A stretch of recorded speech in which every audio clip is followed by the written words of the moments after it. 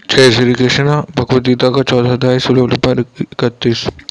यज्ञशिष्टा नामृतभजो यान्ति ब्रह्म सनातनम नाय लोकस्तदन कुतो न कुरु सत्तम। इसका हिंदी अर्थ है, कुरुवंशी श्रेष्ठ अर्जुन, यज्ञ से बचे हुए अमृत का अनुभव करने वाले सनातन परम ब्रह्म परमात्मा में प्राप्त होते हैं। यज्ञ न करने वाले मनुष्य के लिए यह मनुष्य लोक भी सुखदायक नहीं है, फिर परलोक कैसे होगा। व्याख्या। यज्ञ करने से अर्थात निष्काम भावपूर्वक दूसरों का सुख पहुंचाने से समता का अनुभव हो जाना ही यज्ञ शिष्ट का अमृत का अनुभव करना है। अमृत अर्थात अमृतता का अनुभव करने वाला सनातन परब्रह्म परमात्मा को प्राप्त हो जाते हैं। स्वरूप रूप से मनुष्य अमर है। मरने वाली वस्तुओं की संग से ही मनुष्य को मृत्यु का अनुभव होता है।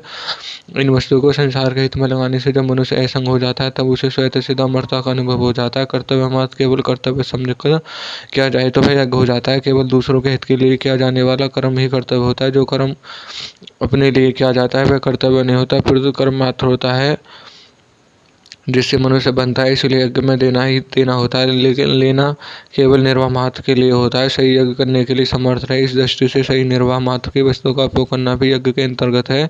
मनुष्य सही आदि यज्ञ के लिए है, उसे मान बढ़ाई सुख आराम आदि में लगाना बंधन कारक है। केवल यज्ञ के लिए कर्म करने से मनुष्य बंधन रहित हो जाता है और उसे सनातन ब्रह्म की प्राप्ति हो जाती है। जैसे तीसरे अध्याय 8वें श्लोक में भगवान ने कहा है कि कर्म न करने से तेरा सही निर्वाह भी सिद्ध नहीं होगा, ऐसे ही यहाँ कहते हैं कि यज्ञ न करने से तेरा यह लोक भी लाभदायक नहीं होगा, फिर परलोक तो का कहना ही क्या। केवल स्वार्थ भाव से कर्म करना, इस लोक संग्रह में संघर्ष उत्पन्न हो जाएगा और सुख शांति भंग हो जाएगी तथा परलोक में कल्याण भी नहीं होगा। अपने कर्तव्य का पालन न करने में भेद और संघर्ष पैदा हो जाता है, खटखट मच जाती है।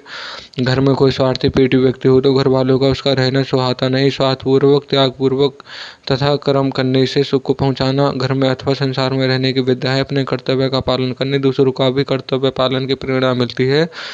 इसमें घर में एकता और शांति स्वाभाविक आ जाती है, परंतु एक अपने कर्तव्य का पालन न करने से इस लोक में सुखपूर्वक जीना भी कठिन हो जाता है और अन्य लोगों की तो बात ही क्या है। इसके विपरीत अपने कर्तव्य का ठीक ठीक पालन करने से है लोक भी सुखदायक हो जाता है और परलोक भी। इसी अध्याय के 16वें श्लोक में भगवान ने कर्मों का तत्व बताने की प्रतिज्ञा दी थी, उसका विस्तार वर्णन आगे के भगवान उसका उपसंहार करते हैं और यह श्लोक यहीं समाप्त होता है। धन्यवाद।